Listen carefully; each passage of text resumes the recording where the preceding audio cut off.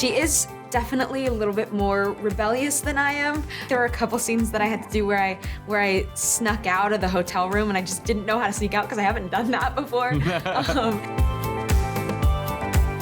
I look back at my relationship with my parents, and our intimacy has been kind of over time. We've said all those things to one another, but to be able to sort of say all those things and to express it in one scene is kind of a fantasy, but I really embraced it.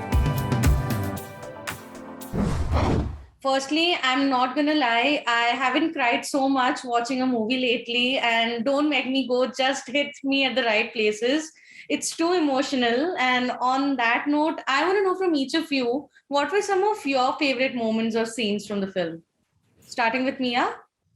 I think my favorite to film was probably the father-daughter dance. I think that was really, really special. Yeah. And we rehearsed it on our own, which was really nice. And then doing it on the day was just special. Yeah.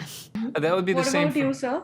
Yeah, the father-daughter dance was very special. It's it's kind of a fantasy too, in terms of, I look back at my relationship with my parents, and our intimacy has been kind of over time. We've said all those things to one another, but to be able to sort of say all those things and to express it in one scene is kind of a fantasy, but I really embraced it, and that was a special moment. I knew that we wanted to get that scene right, that it was important for the film, and so I look back on it as not just the way I felt about it, but a sense of achievement over, we got that scene right. So that's probably my favorite.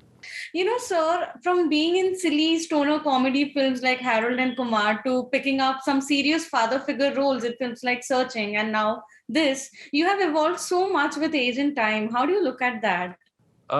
Yeah, I guess I've lived it, so it seems natural to me that, and I feel very fortunate to be to have scratched a lot of itches creatively, and to be able to have some mobility and express myself, rather fully. I think as an actor, as over time has been really special. And when I started, my goal was, I always said to myself, I hope when I'm 40 years old, I won't have a second job.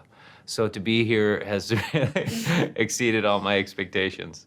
Mia, how much do you connect with Wally in real life? Because I absolutely loved and adored her character. And what was your biggest takeaway from her and the film? I think Wally is very, very similar to me, and that's one of the main things that drew me to the movie in the very beginning.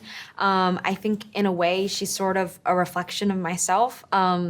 She is definitely a little bit more rebellious than I am.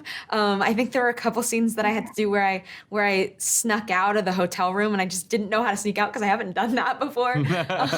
So she's a little different in certain ways, but I think we're at the same place in our lives, and I think that's what made me feel really lucky to get to play Wally.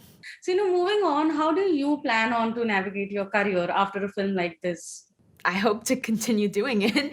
I think that I got really lucky to play such a beautiful character as the first thing that I did, and I hope that I get to continue to tell stories that are as meaningful as Don't Make Me Go has been in my life.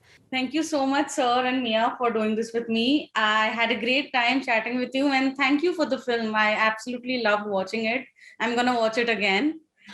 So Aw. bye-bye. Take care. Thank you so much. All right. Bye.